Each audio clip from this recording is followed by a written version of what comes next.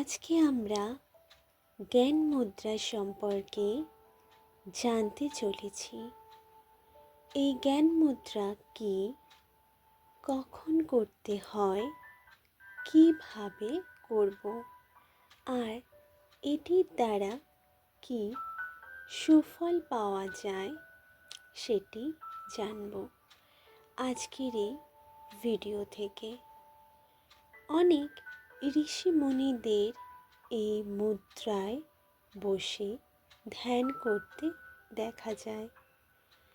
এই কারণে এই মুদ্রাকে ধ্যান বা মেডিটেশন মুদ্রাও বলা হয়। যে কোনো মুদ্রায় আমরা 5 থেকে 45 মিনিট পর্যন্ত করতে পারি। তবে জ্ঞান মুদ্রায় 45 মিনিটের বেশি সময়ও থাকলেও এর কোনো পার্শ্ব প্রতিক্রিয়া নেই। এবার জানব জ্ঞান মুদ্রাটি কীভাবে করব। প্রথমে সুখাসন অথবা পদ্মাসনে বসব। যদি সুখাসন অথবা পদ্মাসনে বসতে অসুবিধা হয় তাহলে চেয়ারে বসেও এটি করা সম্ভব। প্রথমে দুটো হাতের বৃদ্ধাঙ্গুল, যেটি অগ্নিতত্ত্বের প্রতীক, সেটির সাথে তর্জনী, যেটি বায়ুতত্ত্বের প্রতীক, এই আঙুল দুটিকে জুড়ে রাখতে হবে এবং শেষের 3টি আঙুল সোজা রাখতে হবে। হাতটি হাঁটুর উপর রাখতে হবে।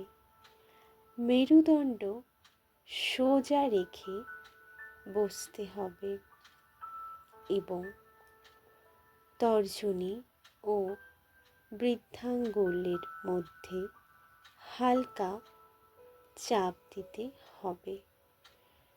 এবার জানব আমরা জ্ঞান মুদ্রার দ্বারা কি কি সুফল লাভ করতে পারি। এই মুদ্রা নিয়মিত করার ফলে মেমোরি পাওয়ার বৃদ্ধি পায়, একাগ্রতা বৃদ্ধি পায়, টেনশন, ডিপ্রেশন, রাগ কমিয়ে দেয়। এই মুদ্রা সমস্ত গ্রন্থিকে সক্রিয় করে, ফলে শরীরে হরমোন লেভেল ঠিক থাকে, ঘুম ভালো হয় এবং ইতিবাচক চিন্তাভাবনা বৃদ্ধি পায়। দীর্ঘ সময় এই মুদ্রা অভ্যাসের ফলে হার্ট প্রবলেম, মাইগ্রেন এবং হাই ব্লাড প্রেশারের সমস্যা দূরীভূত হয়।